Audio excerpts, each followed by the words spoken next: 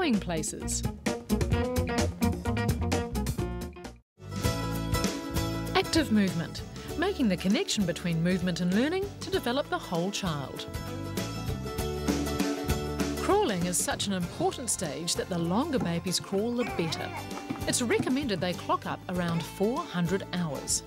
When they're crawling, they're developing so many skills. For instance, they're developing upper body strength. It also develops their spatial awareness. It's how big you are, how wide you are, and do you fit.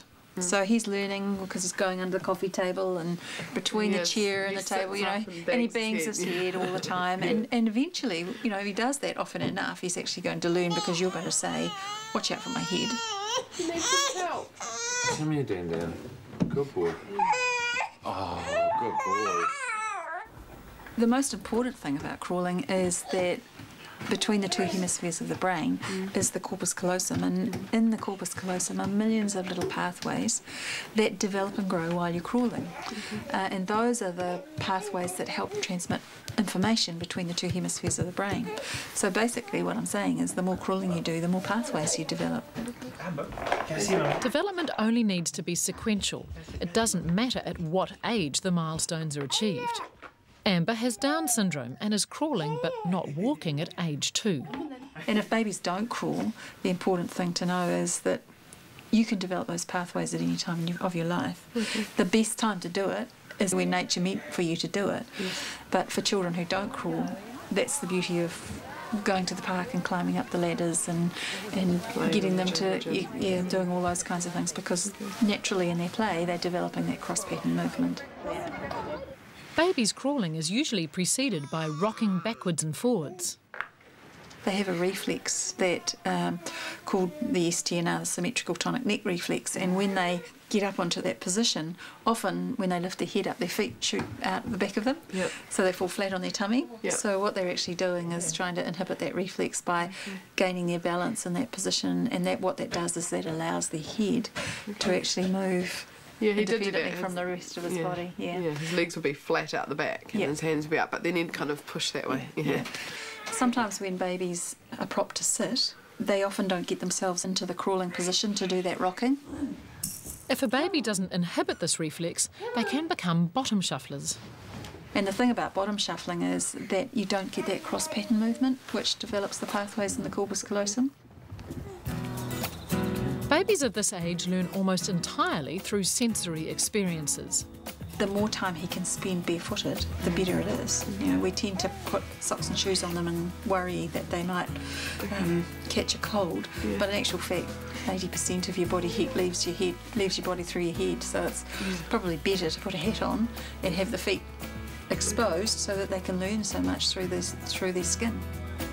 Getting outside gets the endorphins, you know, it makes you feel happy, and you get all that oxygen buzzing around in your system and you feel a lot more motivated.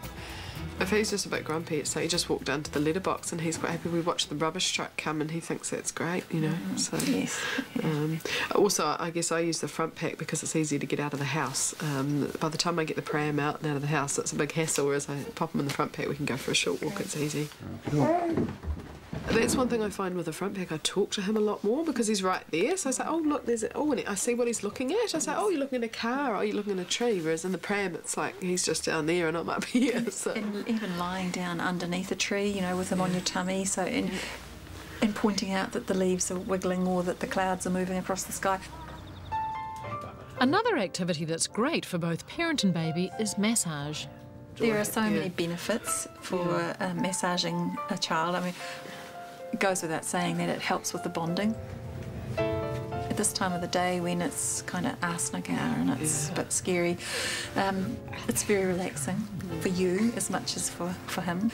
A compressed oil that sits on the top of the skin is best. I'm using macadamia oil at the moment. It's important actually to test an oil on a baby's skin just on the bottom of their foot before you actually do use a new oil. Lavender oil is fantastic if you've got an uptight baby. Yes. Just to drop a little bit of lavender oil in there. Yes. And then just go with the philosophy that you need to massage head to toe. Okay. And from inside to out. Okay.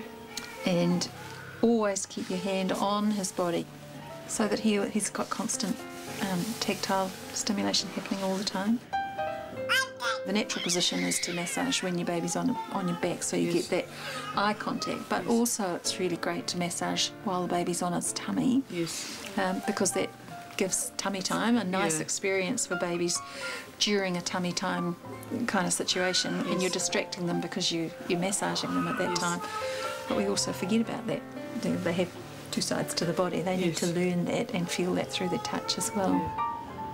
It's important to have a warm room, and to usually do it when baby has a reasonably full tummy, but not a hugely full tummy, for obvious reasons. But, you know, in other words, when they're in a relaxed kind of a state. We usually do it after bath. After bath is brilliant.